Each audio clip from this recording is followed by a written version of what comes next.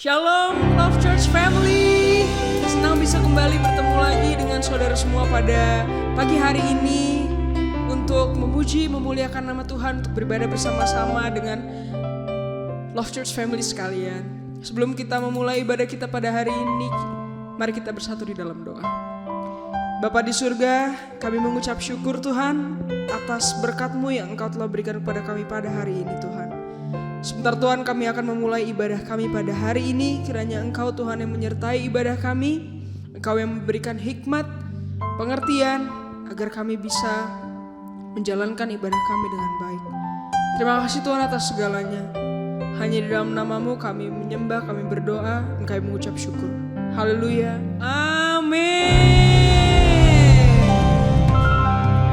Mari kita naikkan pujian ini sama-sama.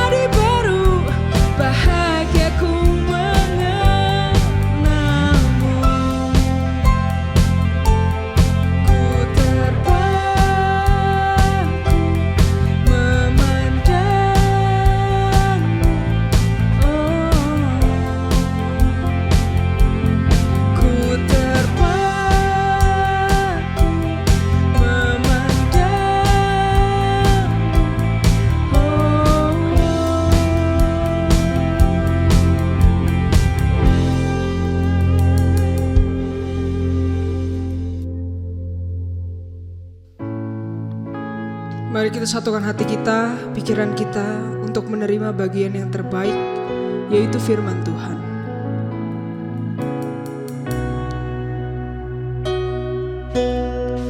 They say this mountain can be moved. They say this chain will never break. But they don't know you like we do. There is power in your name. We've heard that there is no way through. We've heard the tide will never change.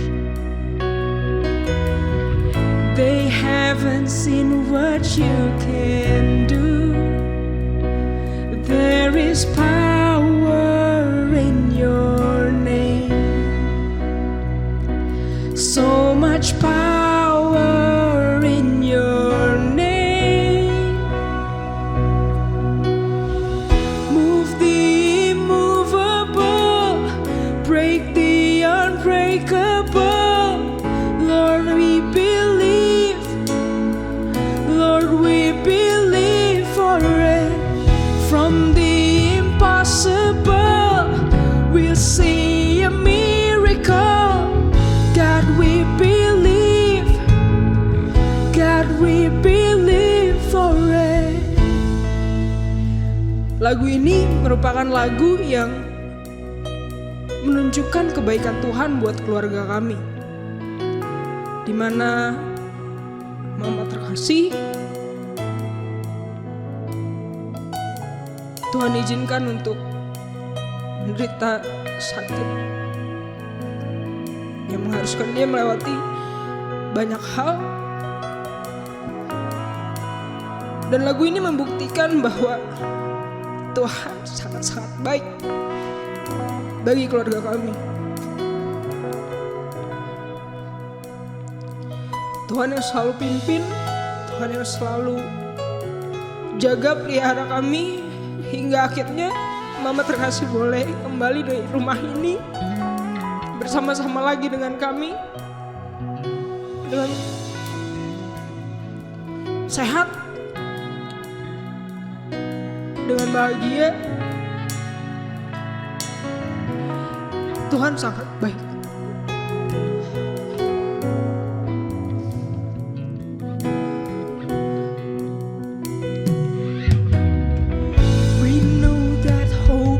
Never lost, for there is still an empty grave. God, we believe no matter what, there is power in your name, so much power in your name. Move the immovable, break the unbreakable. Lord, we believe. Lord, we believe for it. From the impossible, we see a miracle. Lord, we believe. Lord, we believe for it.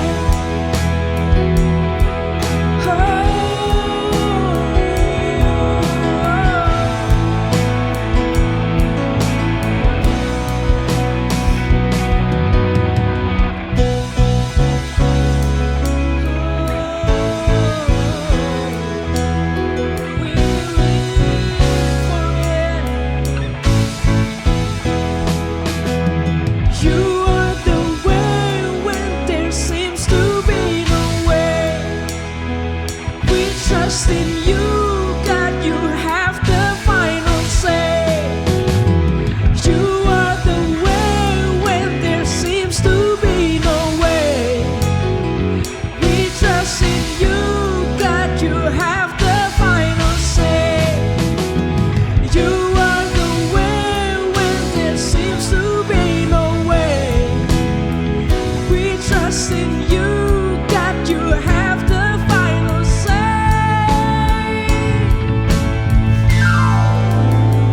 Move the immovable, break the unbreakable.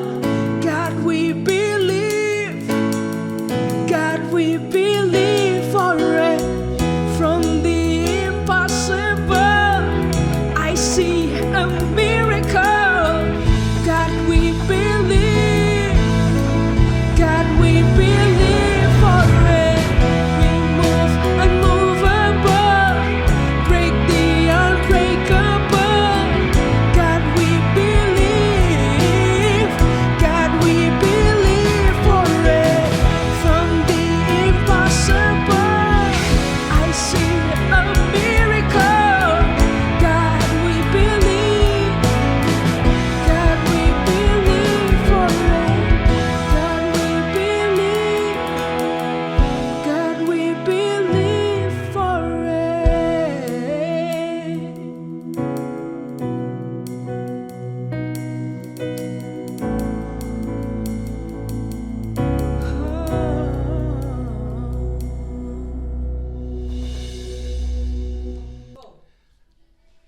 Shalom Bapak Ibu, saudara-saudari yang saya kasih dalam Tuhan. Pada saat pagi hari ini kita sebelum mendengarkan firman Tuhan, mari kita berdoa. Terpujilah nama-Mu ya Tuhan. Terima kasih untuk penyertaan-Mu yang sempurna dalam kehidupan kami. Saat ini kami mau mendengarkan firman-Mu, suara-Mu. Berfirmanlah ya Tuhan. Kami siap untuk mendengarkannya. Dalam nama Yesus kami berdoa dan mengucap syukur. Haleluya. Setiap kita yang percaya diberkati Tuhan, sama-sama katakan amin. Puji Tuhan. Shalom Bapak Ibu saudara-saudari. Pada saat pagi hari ini kita akan belajar firman Tuhan bersama-sama yang terambil dari Matius pasal yang ke-7 ayat yang ke-24 sampai dengan ayat yang ke-27. Matius pasal yang ke-7 ayat yang ke-24 sampai dengan ayat yang ke-27. Demikian bunyi firman Tuhan. Setiap orang yang mendengar perkataanku ini dan melakukannya, ia sama dengan seorang yang bijaksana. Saya ulangi. Setiap orang yang mendengarkan perkataanku ini dan melakukannya, ia sama dengan orang yang bijaksana, yang mendirikan rumahnya di atas batu. Kemudian turunlah hujan dan datanglah banjir. Lalu angin melanda rumah itu, tetapi rumah itu tidak rubuh, sebab didirikan di atas batu. Tetapi setiap orang yang mendengar perkataanku ini dan tidak melakukannya, ia sama dengan orang yang bodoh, yang mendirikan rumahnya di atas pasir. Kemudian turunlah hujan dan datanglah banjir. Lalu angin melanda rumah itu, sehingga rubuhlah rumah itu dan hebatlah kerusakannya. Baik, Bapak Ibu saudara-saudari yang saya kasih dalam Tuhan, dari ayat ini saya ambil sebuah kalimat itu menjadi tema pada saat pagi hari ini. Yaitu saya ambil tema dari kata yang terambil dari Matius pasal 7 ayat yang ke-24. Dikatakan demikian, setiap orang yang mendengar perkataanku ini dan melakukannya, ia sama dengan orang yang bijaksana. Garis bawahi, orang yang bijaksana. Ulangi. Garis bawahi, orang yang bijaksana. Dan dari kata ini saya ambil tema orang percaya yang bijaksana. Orang Kristen yang bijaksana atau orang percaya yang bijaksana lah, taruhlah satu kata itu aja. Orang percaya yang bijaksana. Dalam ayat ini Bapak Ibu saudara-saudari yang saya kasih dalam Tuhan, dari pasal 7 ayat yang 24 sampai dengan ayat yang ke-27, ada dua orang di sana. Yang satu orang yang bijaksana dan yang kedua adalah orang yang bodoh. Orang yang bijaksana dia bangun rumah di atas batu. Sedangkan orang yang bodoh bangun rumah di atas pasir. Kata firman Tuhan pada pagi hari ini.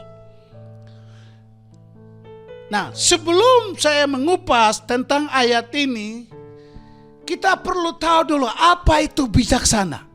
Bijaksana Bapak Ibu saudara-saudari yang saya kasih dalam Tuhan, adalah orang yang kemudian menjadi orang yang menggunakan atau selalu menggunakan akal budinya.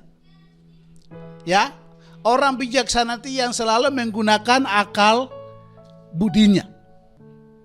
Kalau saudara baca di dalam kamus bahasa besar, di sana tertulis demikian. Orang yang selalu menggunakan akal budinya. Nah, ada dua. Orang yang bijaksana, poin yang pertama, orang yang selalu menggunakan akal budinya. berdasarkan pengalaman dan berdasarkan pengetahuan yang dimilikinya. Makanya selain dia orang bijaksana disebut juga orang arif.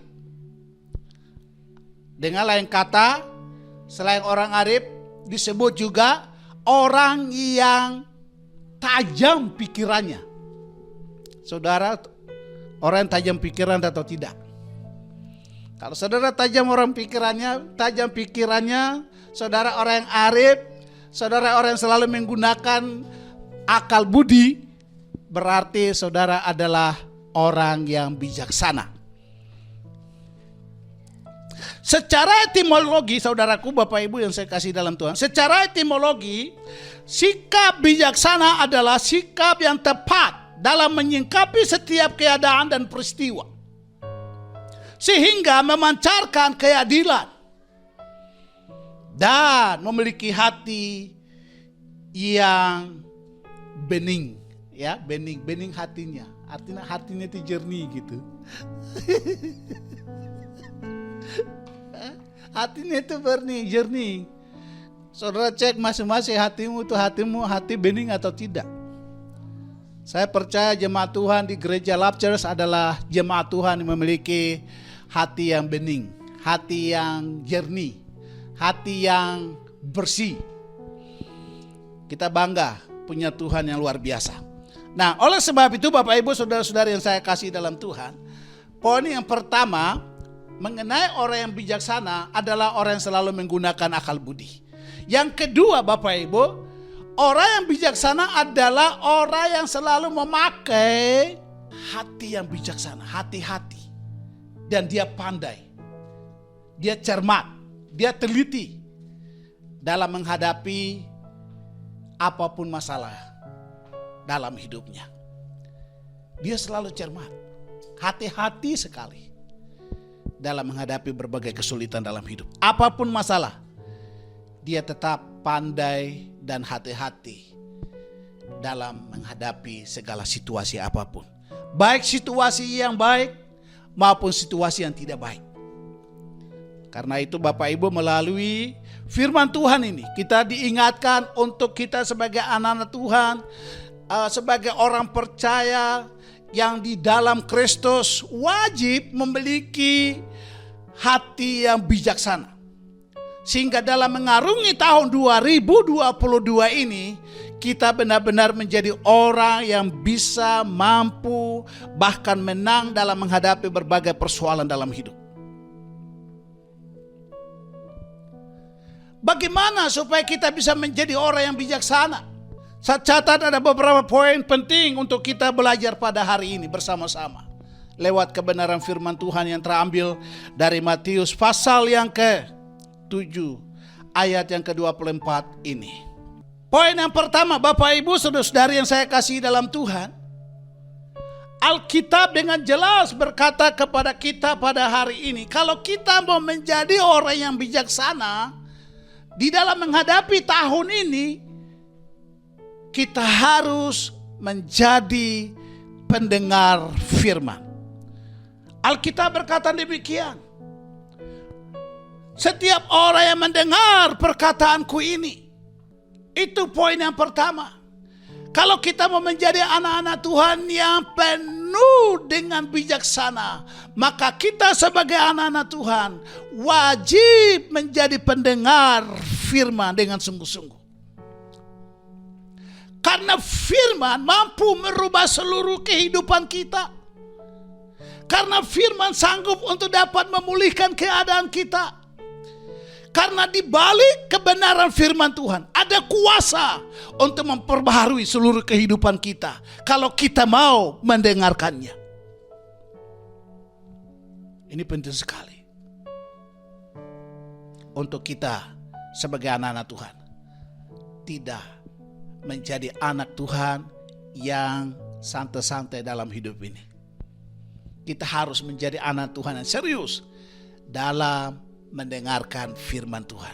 Karena Alkitab bilang setiap orang yang mendengar firman, Alkitab katakan dia akan menjadi orang yang bijaksana. Dengan apakah dia disamakan? yaitu orang yang bijaksana. Berarti kalau saudara dan saya, jemaat Tuhan, Love Church, bahkan jemaat Tuhan yang sedang menyaksikan dalam program ini, jadilah orang yang mendengar firman Tuhan dengan sungguh-sungguh. Karena hidup kita bukan hidup dari roti saja. Ketika ada percakapan iblis dengan Yesus, pada saat itu Yesus sedang lapar. Karena Yesus sedang dalam keadaan dalam puasa 40 hari. Maka datanglah si iblis untuk mencobai dia. Jikalau engkau anak Allah, ubahlah batu ini menjadi roti. Ubahlah batu ini menjadi roti. Tapi Yesus menjawab, manusia hidup bukan dari roti saja, tapi setiap firman yang keluar dari mulut Allah. Berarti saudara dan saya sebagai anak-anak Tuhan, kita harus memiliki hati yang siap untuk mendengar firman. Karena dengan firman kita dipulihkan. Dengan firman kita diubahkan. Dengan firman kita disembuhkan. Saudara, banyak di antara kita mungkin pernah punya pengalaman pada saat saudara sakit, saudara imani firman Tuhan. Ketika saudara mendengar firman Tuhan dan iman itu menjadi timbul, sehingga akhirnya saudara punya pengalaman pribadi, saudara disembuhkan ketika engkau mendengarkan firman Tuhan.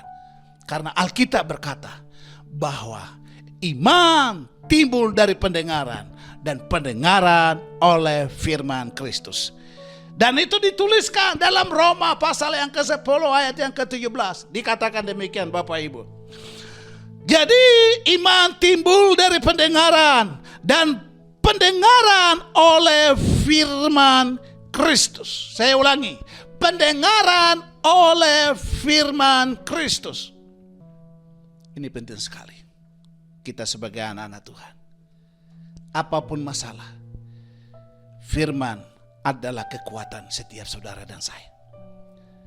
Dalam keadaan situasi apapun yang kita hadapi dalam hidup ini, begitu banyak berita-berita yang tidak membangun, begitu banyak berita-berita yang tidak memberi kekuatan dalam hidup kita masing-masing. Baik di saat kita melihat di televisi, di saat kita melihat di medsos, kita melihat di berita-berita, di koran-koran, begitu banyak berita-berita yang buruk, yang tidak pernah membangkitkan pengharapan kita, yang tidak pernah membangkitkan iman kita. Tapi waktu kita belajar firman Tuhan, waktu kita mendengarkan firman Tuhan, di sanalah kita mendapatkan iman itu menjadi timbul. Sehingga kita menjadi kuat. Karena di dalam firman ada kuasa pemulihan, ada kuasa kesembuhan, ada kuasa kebangkitan, ada kuasa untuk menumbuhkan iman kita. Amin. Ini penting sekali Bapak Ibu. Karena itu belajarlah untuk mendengar firman Tuhan. Karena saat saudara mendengar firman Tuhan, imanmu bangkit. Dan saudara akan melihat masa depan yang penuh harapan. Sebab di dalam firman ada janji, ada kekuatan, ada harapan untuk hari esok. Ini penting sekali. Itu poin yang pertama. Kalau kita mau menjadi orang yang bijaksana sepanjang tahun 2022, Bapak Ibu, pastikan setiap saudara dan saya belajar dengar firman. Bagi anak-anak Love School, dengar apa kata guru. Kalau guru mengajar lewat online atau lewat onsite, saudara dengar sungguh-sungguh. Kalau mau jadi pintar. Demikian juga saudara dengar firman. Karena lewat firman saudara akan mendapatkan pengetahuan. Karena takut akan Tuhan adalah permulaan pengetahuan. Dari mana kita bisa menjadi orang yang takut akan Tuhan? Dengan dengar firman Tuhan. Di sanalah kita menjadi orang-orang yang bijak untuk bisa meraih prestasi yang lebih baik. Love School, Love saudara harus belajar baik-baik supaya saudara menjadi orang yang bijaksana.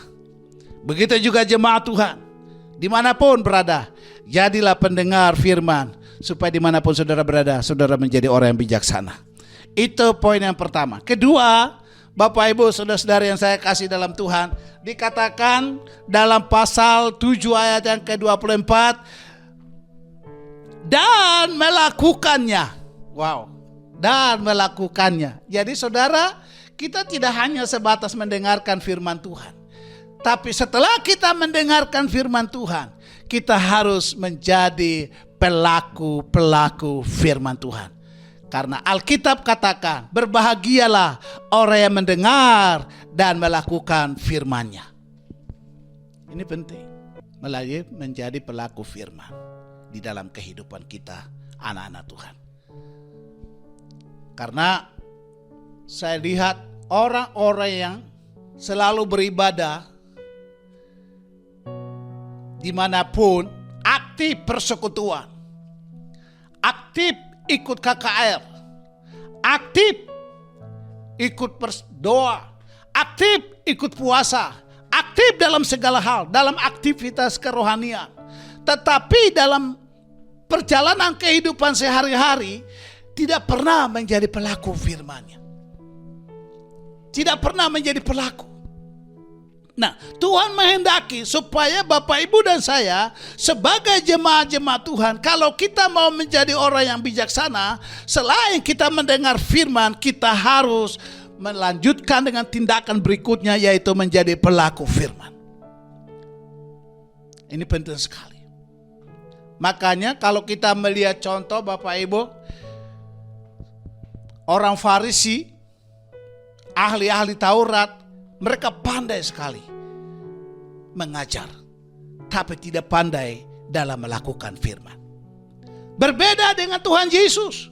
Dia tidak hanya pandai menjadi pengajar, tapi dia pandai dalam melakukan firman.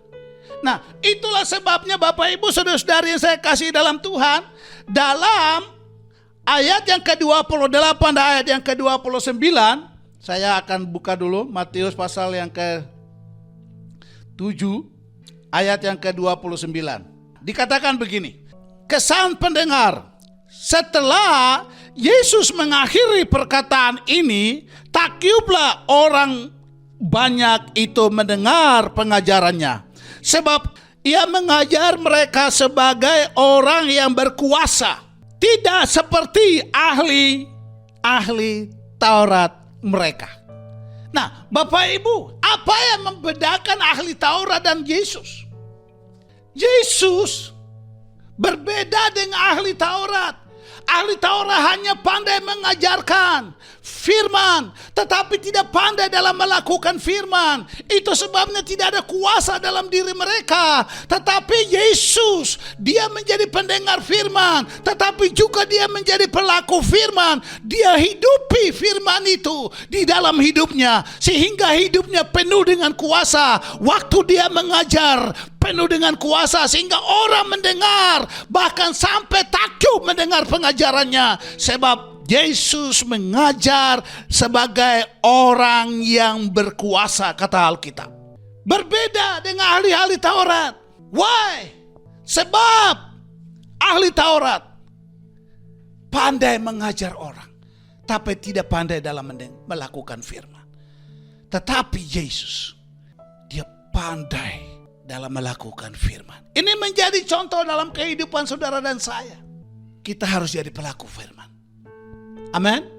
Jemaat Tuhan Love Church, diberkatilah engkau saudaraku. Jadilah pelaku firman. Jangan jadi pendengar saja.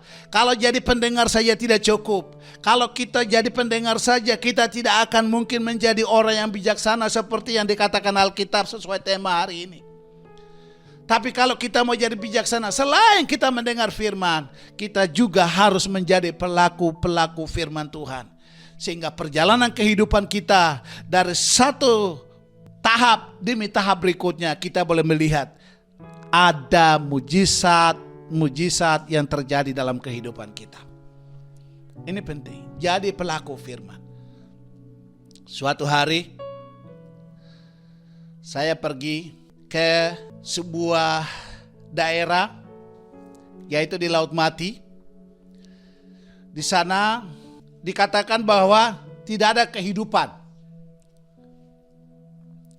Kenapa tidak ada kehidupan? Karena kadar garamnya lebih tinggi daripada air laut biasa. Sehingga tidak ada lagi ikan-ikan di sana. Tidak ada lagi buaya di sana. Tidak ada lagi kura-kura di sana. Tidak ada ikan apapun di sana. Tidak ada makhluk hidup apapun di Laut Mati. Karena kadar garamnya tinggi sekali. Saya sendiri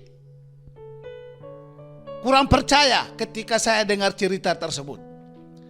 Tapi suatu kali ketika atas izin Tuhan, atas anugerah Tuhan, saya ada di sana dan saya berenang. Ternyata tidak bisa tenggelam seperti di laut air laut yang lain. Kalau di Laut Mati kita tenggelam pun tidak bisa tenggelam, dia tetap terapung karena kadar garamnya tinggi sekali. Lalu kemudian yang kedua, kalau kita minum air lebih, saya orang laut, saya biasa mandi di laut, saya suka minum air laut. Tapi ketika saya minum, jangankan minum air laut, saya begitu mandi, lalu kemudian tetesan air laut itu turun ke bibir saya coba minum. Rasanya tidak bisa, hampir mati di situ. Karena asinnya itu lebih asin dari segala air asin. Di situ baru saya percaya, oh ternyata di Laut Mati tidak ada makhluk hidup karena kadar garamnya tinggi sekali. Nah, setelah saya pulang dari situ, lalu kemudian saya ditawari minum air garam supaya badan saya itu turun begitu. Karena waktu itu badan terlalu buncit kalau bahasa lain gendut. Sehingga orang sarankan saya, Pak Pendeta, daripada you melayani perut gendut tidak bagus, di depan mimbar tidak rapi, lebih bagus minum air garam supaya perut turun. Saya percaya itu. Lalu kemudian saya minum air garam. Saudara, 1 gelas penuh diisi garam sampai dengan hampir penuh, lalu kemudian diisi air hangat sampai penuh. Lalu kemudian diaduk selesai, saya disuruh minum. Dan ketika saya minum itu, disarankan kalau bisa jangan minum seperti teh atau kopi. Kalau bisa minum sekaligus. Dan akhirnya Bapak Ibu saya minum. Waktu saya minum, dalam sekejap, saya kemudian berkeringat dingin dan kemudian saya muntah-muntah. Sampai keluar darah di hidung, keluar darah di mulut. Akibat dari air garam tersebut. Dan berjalan 1 tahun, saya hampir mati. Badan saya dihisap sampai badan tinggal tengkorak. Dan sudah dokter vonis, tidak ada harapan untuk hidup. Tapi puji Tuhan, oleh kemurahan Tuhan, hari ini saya bisa berdiri di depan saudara dan bisa berkhotbah. Itu semua karena anugerah Tuhan. Lewat pelayanan medis. Dan saya dapat dukungan yang luar biasa dari Yayasan ACM. Lewat Pak Sipki dan semua tim, Pak Adewanda dan kemudian Victor dan kemudian Linda dan semua pengurus dan juga anak-anak HOR yang kemudian datang terus berdoa dan terus berdoa. Lewat doa saya bisa dipulihkan. Karena di balik doa orang benar ada kuasa. Nah, itu sebabnya Bapak Ibu saudara-saudara yang saya kasih dalam Tuhan. Kita hidup, jangan kita hanya menjadi pendengar firman saja. Kalau bisa kita terus menjadi pelaku firman. Amin. Karena Alkitab bilang begini Bapak Ibu.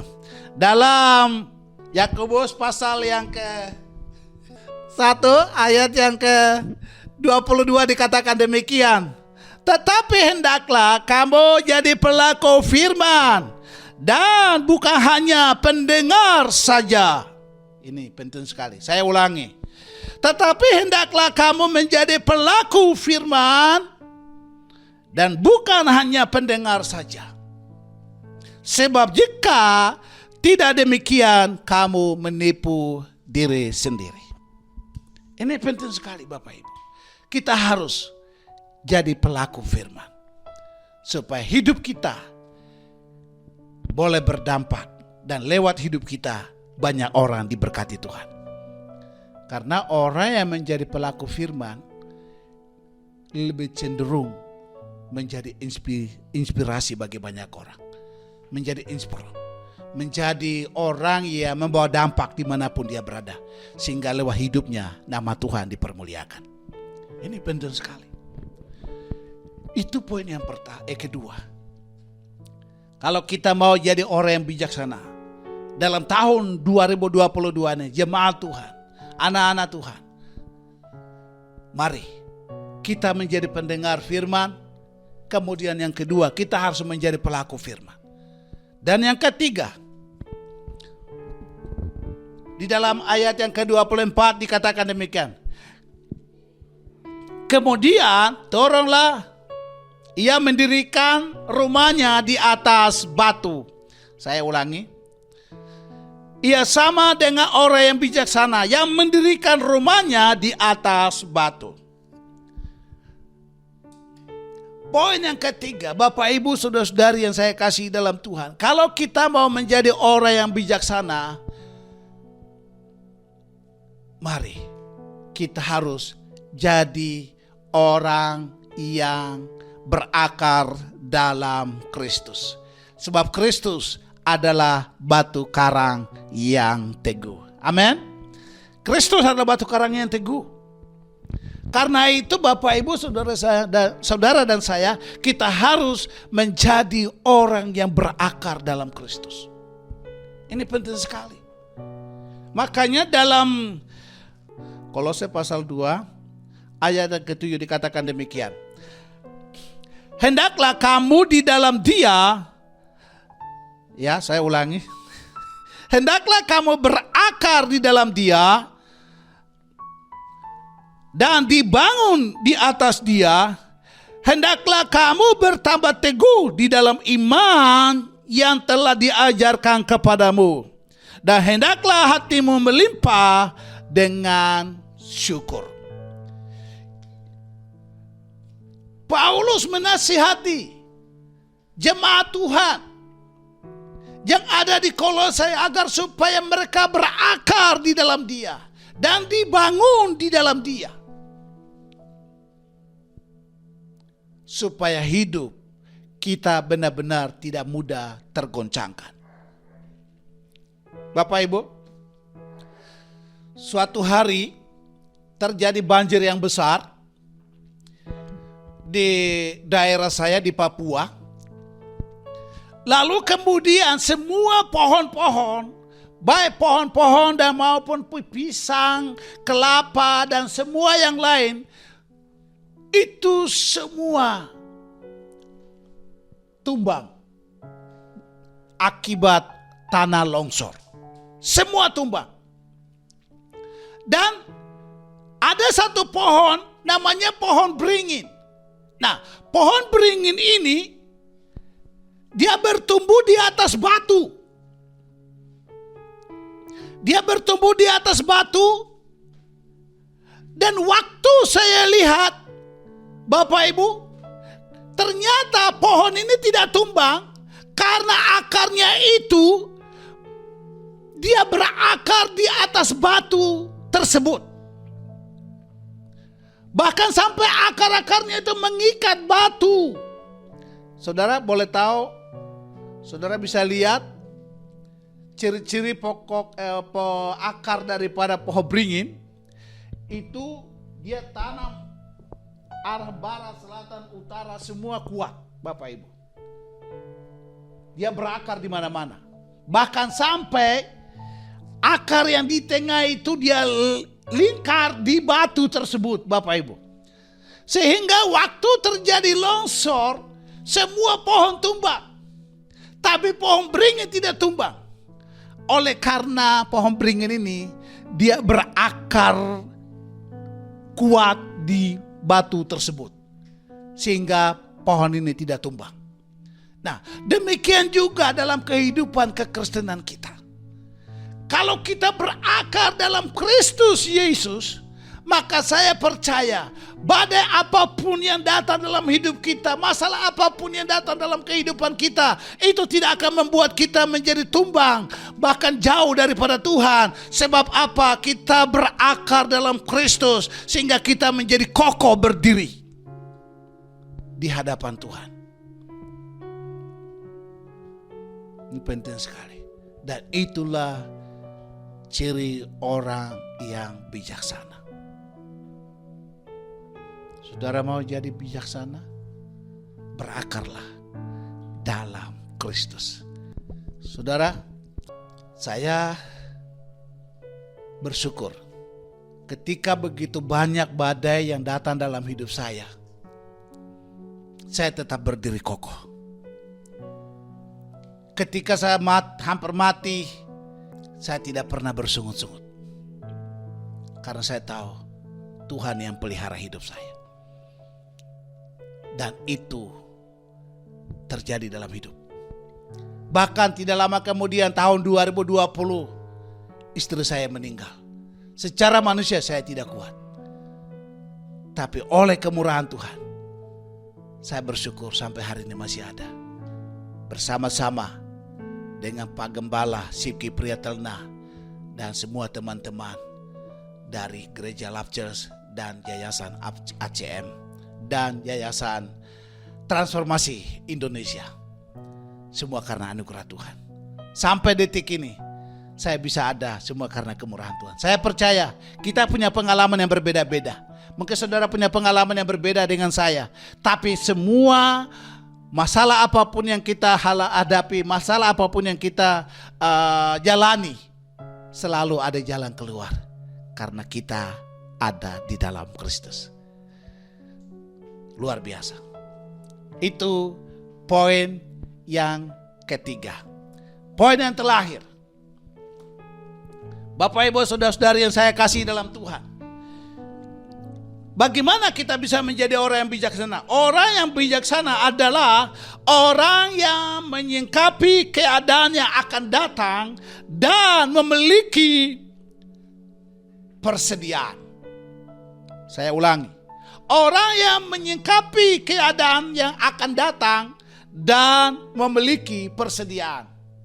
Saudara masih ingat cerita tentang orang yang gadis-gadis yang bijaksana dan gadis-gadis yang bodoh? Di sana dikatakan demikian. Gadis-gadis yang bodoh punya pelita tapi tidak mempunyai minyak. Sedangkan gadis yang bijaksana adalah gadis-gadis yang punya pelita tapi juga punya minyak dalam buli-buli mereka.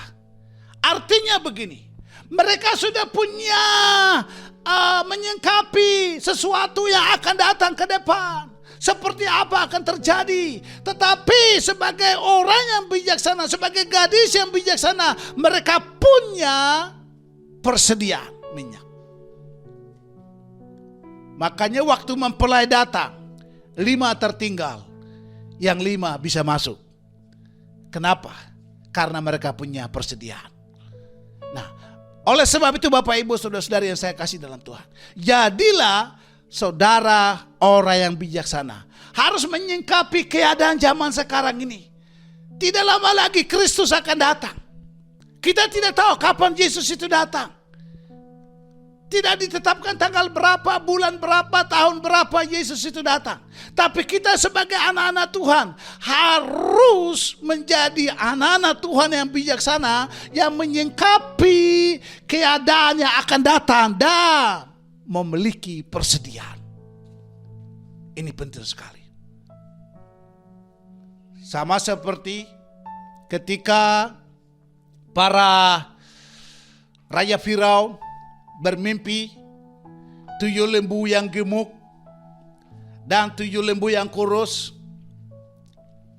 Tetapi kemudian 7 lembu yang kurus menelan 7 lembu yang gemuk. Lalu kemudian setangkai bule gandum yang baik. Kemudian ada 7 bule gandum yang kurus. Tapi 7 bule gandum yang kurus menelan 7 bule gandum yang gemuk atau yang baik. Yusuf dapat mampu menerjemahkan mimpi ini karena dia adalah salah satu yang bijaksana. Sehingga dia bilang 7 tahun akan terjadi kelimpahan. Tapi 7 tahun berikutnya akan terjadi kelaparan. Akan datang masa yang sukar. Dan akhirnya 7 tahun masa kelimpahan mereka menabung. Mereka menabur. Dan mereka menabung. Ada lumbu-lumbu padi. Mereka siapkan untuk persiapan untuk masa yang sukar nanti. Nah, demikian juga Bapak Ibu saat-saat ini. Begitu banyak orang yang meramal bahwa tahun 2022 akan datang masa yang sukar. Bahkan banyak para dukun-dukun paranormal yang kemudian juga meramalkan bahwa tahun 2022, 23, 24 adalah masa-masa yang sukar. Tetapi sebagai anak-anak Tuhan, kita percaya bahwa dalam pemeliharaan Tuhan, kita akan dicukupkan dalam hidup kita. Seluruh kebutuhan hidup kita akan Tuhan sanggup menyediakannya. Dan oleh sebab itu, mari Bapak Ibu saudara-saudara yang saya kasih dalam Tuhan, mari kita menjadi orang-orang yang mau mendengarkan firman Tuhan. Saya akan akhiri khotbah pada saat pagi hari ini. Kalau kita mau menjadi orang yang bijaksana, poin yang pertama, kita harus menjadi pendengar firman. Jadi pendengar firman. Mendengar firman Tuhan dengan sungguh-sungguh. Kedua, kita harus menjadi pelaku firman. Ketiga, kita harus menjadi orang yang berakar dalam Kristus. Dan yang keempat, kita harus menyingkapi masa yang akan datang dan harus memiliki persediaan supaya lewat kehidupan kita nama Yesus dipermuliakan. Amin. Baik Bapak Ibu, mari kita berdoa. Terima kasih Bapa di sorga. Pada saat ini kami telah mendengarkan firman-Mu. Kami berdoa kiranya firman ini boleh termeterai dalam hidup kami masing-masing. Dimanapun kami berada. Agar supaya jemaat Tuhan yang mendengar firman Tuhan lewat online. Kami berdoa semua kami sama-sama diberkati oleh Tuhan. Terima kasih Bapa. Kami berdoa serahkan para pemimpin kami, Presiden, Wakil Presiden, Kabinet Indonesia Maju. Tuhan Engkau memberkati. Berkati para pemimpin kami dari pusat sampai daerah-daerah di seluruh tanah air Republik Indonesia. Berkati Presiden, berkati Gubernur, berkati Wali Kota, berkati Bupati, berkati Camat, berkati semua sampai RT RW. Seluruh pemerintahan kami dari Sabang sampai Merauke diberkati oleh Tuhan. Terima kasih Bapa. Biarkan bahkan lebih daripada itu kami berdoa Indonesia penuh dengan kemuliaan Tuhan. Kami rindu Indonesia diselamatkan. Di balik Indonesia nama Tuhan dipermuliakan. Kami berdoa untuk Ibu Gembala kami, Bapak Gembala kami, dan keluarga Gembala kami. Tuhan Engkau memberkati. Kami juga berdoa menyerahkan seluruh para pengurus gereja, Love Church, bahkan juga Tuhan seluruh pengurus ACM, APTI. Tuhan Engkau memberkati. Kami berdoa juga memberkati guru-guru Love School, bahkan Tuhan para pengasuh HOR. Tuhan Engkau memberkati dalam nama Yesus. Bahkan anak-anak didik yang ada, baik yang ada di HOR maupun yang ada di Love School, yang belajar secara onsite maupun online, Tuhan Engkau memberkatinya. Terima kasih Bapa, terpujilah namamu. Kami juga berdoa untuk semua hamba-hambamu yang terlibat dalam pelayanan pada hari ini. Sebagai WL, singer, pemain musik, bahkan sound system, Tuhan Engkau memberkati. Dalam nama Tuhan Yesus Kristus. Bahkan kameramen, Tuhan Engkau memberkati. Dalam nama Yesus. Terima kasih Bapa. Inilah doa dan syukur kami. Dan kami alaskan doanya hanya di dalam nama Tuhan Yesus Kristus yang telah mengajarkan kami berdoa demikian. Bapa kami yang di sorga, dikuduskanlah namamu, datanglah kerajaanmu, jadilah kehendakmu di bumi seperti di sorga. Berikanlah kami pada hari ini makanan kami yang secukupnya, dan ampunilah kami akan kesalahan kami, seperti kami juga mengampuni orang yang bersalah kepada kami. Dan janganlah membawa kami ke dalam pencobaan, tetapi lepaskanlah kami daripada yang jahat, karena Engkau yang punya kerajaan, kuasa, dan kemuliaan sampai selama-lamanya. Kekasih-kekasih Kristus, Tuhan memberkati engkau dan melindungi engkau. Tuhan menyinari engkau dengan wajahnya dan memberi engkau kasih karunia. Tuhan menghadapkan wajahnya kepadamu dan memberi engkau damai sejahtera. Mulai saat ini sampai Maranatha, Tuhan Yesus kembali menjemput kita saleh-salehnya. Di dalam nama Bapa, Putra, dan Roh Kudus. Amin. Selamat hari Minggu. Tuhan Yesus memberkati.